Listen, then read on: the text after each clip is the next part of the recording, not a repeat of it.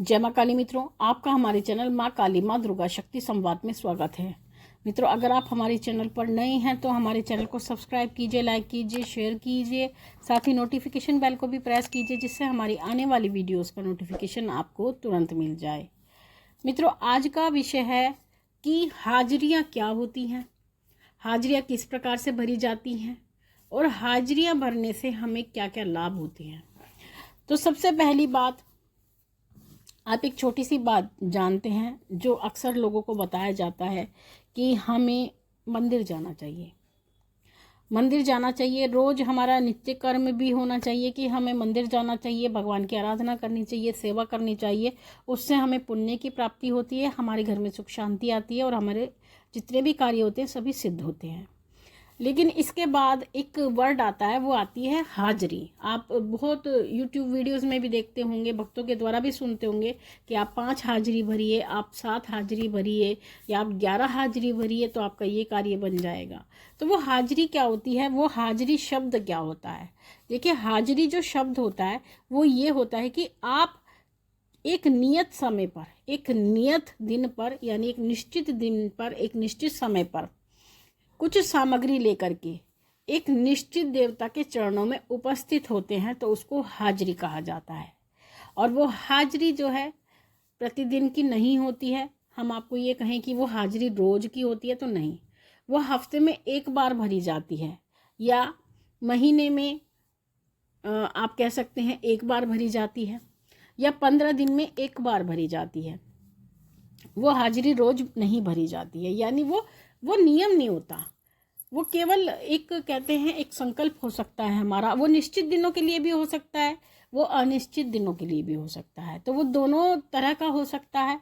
और उस हाजिरी में, जब आप हाजिरी में एक निश्चित देवता के पास जाते हैं, यानी कि जैसे कि हम माँ काली की उदाहरण के रूप में बात करते हैं कि जैसे हमारा कोई काम अटका हुआ है, आप हमारा कोई भी काम हो सकता है, वो हमारे शिक्षा से संबंधित हो सकता है, व्यवसाय से संबंधित हो सकता है, हमारे विवाह से संबंधित कोई भी हमारी मनोकामना हो सकती है।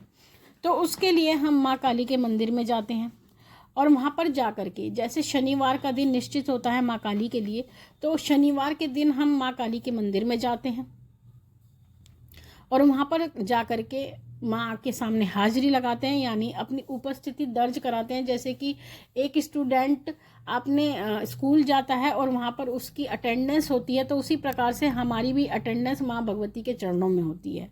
तो हम वहाँ पे अपनी उपस्थिति दर्ज करवाते हैं कि माँ भगवती, हम आपके चरणों में आए हैं, आपके दर्शन को आए हैं और हमने आपके दरबार में हाजिरी दी है। तो इस प्रकार से वहाँ पर हम जाते हैं।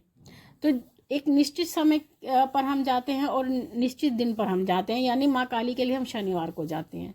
तो इसी प्रकार से जिस किसी देवता को हम मानते हैं या जो भी हमारे इष्ट देव होते हैं, तो उनके मंदिर में हम उनके निश्चित दिन पर जाते हैं और एक निश्चित समय पर जाते हैं। जैसे माँ काली के मंदिर में हमने शाम की हाजिरी पकड़ी है तो हम शाम के समय जाते हैं। अब ये बात आती है कि अगर हम हाजिरी लगाते हैं, अगर हमने संकल्प लिया है कि हम 5, 7, 11 हाजिरी माँ भगवती के चरणों में भरेंगे, तो क्या हमें हाजिरी में खाली हाथ जाना होता है या कुछ लेकर जाना होता है?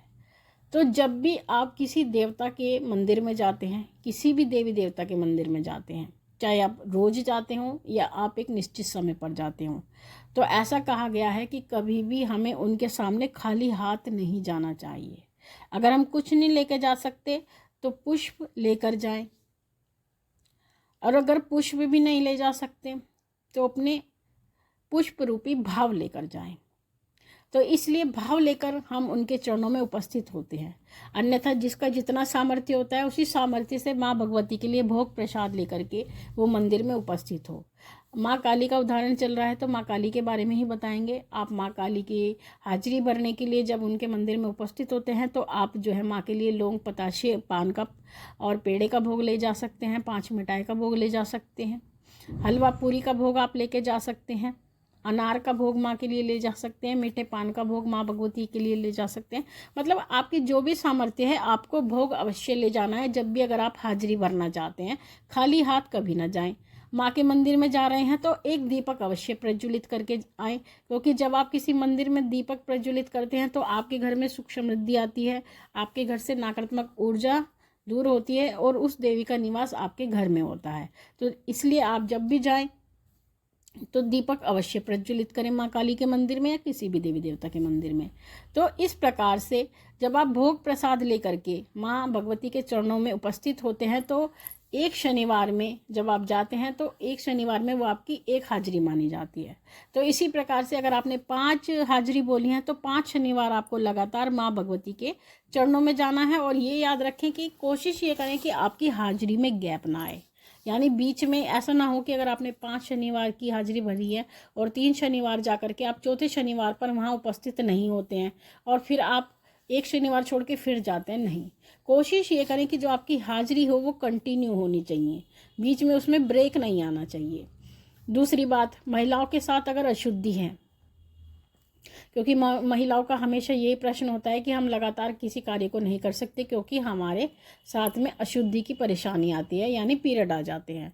तो उस समय पर आपको क्या करना है, अगर आप नहीं जाती तो आप किसी अपने परिवार के सदस्य को अपनी तरफ से भेज करके वो हाजिरी भरवा सकती हैं।